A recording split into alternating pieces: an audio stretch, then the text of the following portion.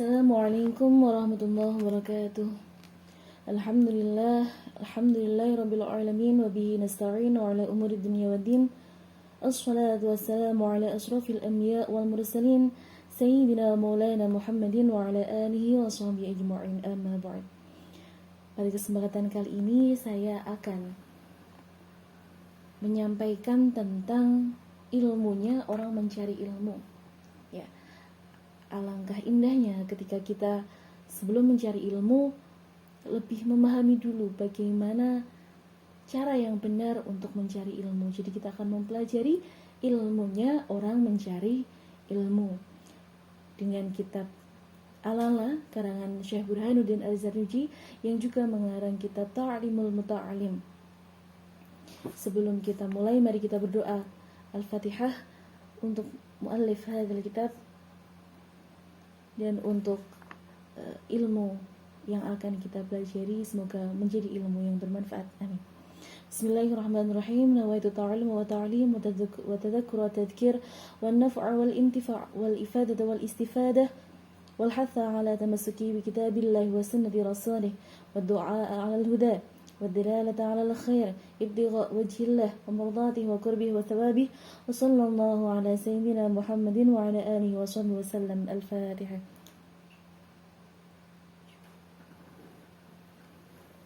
بسم الله الرحمن الرحيم. ألا لا تنال العلم إلا بصفات سأميك عن مجموعها ببياني Ilinga tak hasil ilmu angin nem perkara bakal tak cerita ke kumpulekan ti pertelo. Al-murad tiang ngaos punika mboten pikantuk ngilmu ingkang kathah lan manfaat kejawi netepi syarat nenem ingkang badhe dipun terangake wonten ing bait ngandhap. Jadi seseorang yang akan menuntut ilmu seharusnya mengerti tentang syarat-syarat yang akan disebutkan di bait bawah, di bait setelah ini. Jadi di sini disebutkan seseorang tidak akan mendapatkan ilmu yang banyak dan manfaat kecuali memenuhi 6 syarat yang akan dibahas di bait setelah ini. Dukain wa hirsin wa istibarin wa bulghatin wa irsyadi ustadin wa tuli zamani rupane limpat lopo sobar ono sangune lan piwulangi kuru lan sing suwe mangsane. Al-murad rupane syarat nenem inggih punika nomor setunggal limpat tegesipun anggatosaken keterangan guru sehingga ngantos paham. Jadi di sini disebutkan limpat itu harus memerhatikan keterangan dari guru atau penjelasan dari guru sampai paham. Di keterangan lain, limpat juga disebut dengan cerdas, dalam artian mampu menangkap ilmu walaupun IQ kita tidak harus selalu tinggi, asalkan bisa menangkap ilmu yang dipelajari. Seperti kita tahu, Allah telah menganugerahi kita akal pikiran dari kita pertama lahir sudah dibekali akal dan pikiran untuk membedakan mana yang baik dan mana yang buruk. Maka dari itu kita harus menggunakan akal pikiran kita untuk hal-hal yang baik termasuk menuntut ilmu. Jadi di sini kita disyaratkan untuk cerdas dalam artian kita bisa menangkap ilmu yang akan dipelajari.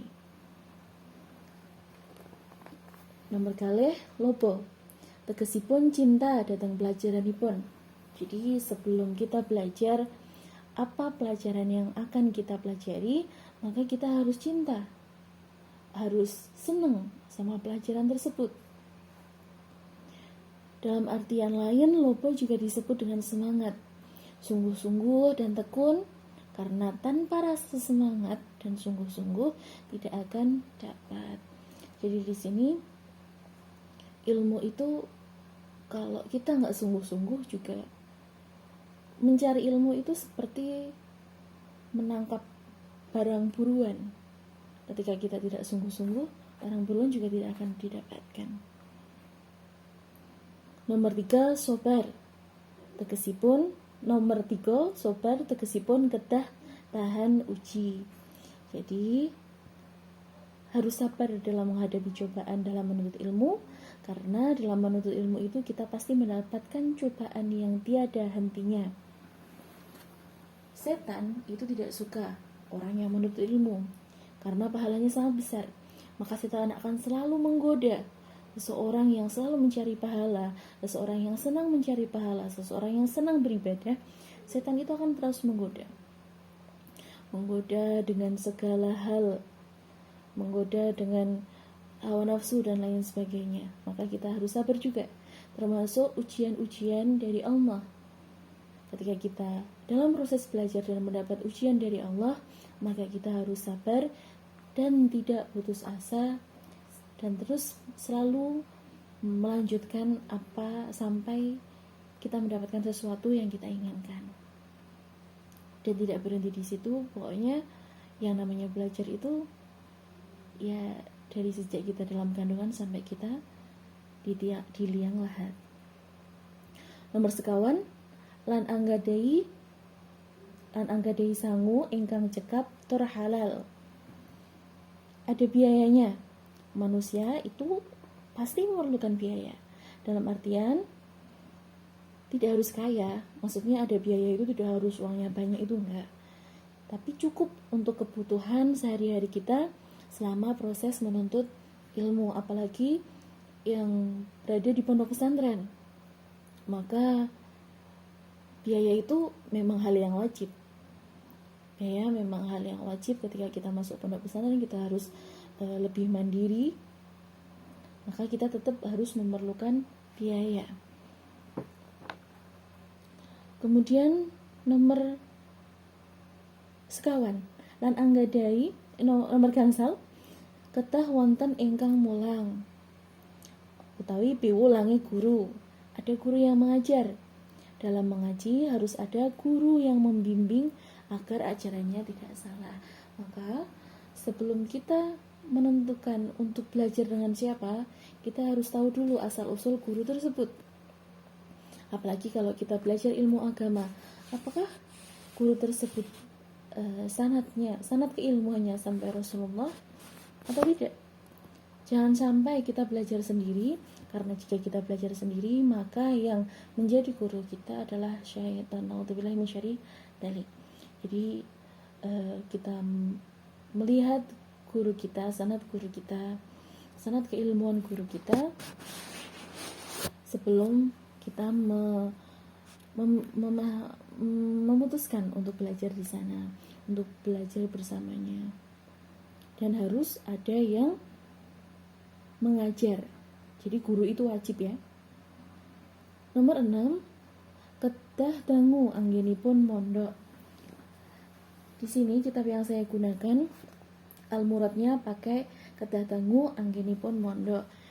Jadi lebih ke pondok pesantren. Tapi ini tidak hanya untuk anak-anak di pondok pesantren. Jadi menuntut ilmu itu perlu waktu yang lama, tetapi tidak boleh lepas dari target yang kita tidak lepas dari target. Jadi bukan berarti kita melama-lamakan menuntut ilmu. Yaudah, kan menuntut ilmu itu harus lama, malah kita malas-malasan. Tidak seperti itu. Semakin lama kita menuntut ilmu itu seharusnya semakin banyak ilmu yang kita dapat. Bukan semakin lama kita menuntut ilmu kita hanya mendapatkan sedikit. Itu menyia-nyiakan waktu. Cukup sekian dari saya. Kurang lebihnya mohon maaf. Shallallahul adzim. Wassalamualaikum warahmatullahi wabarakatuh.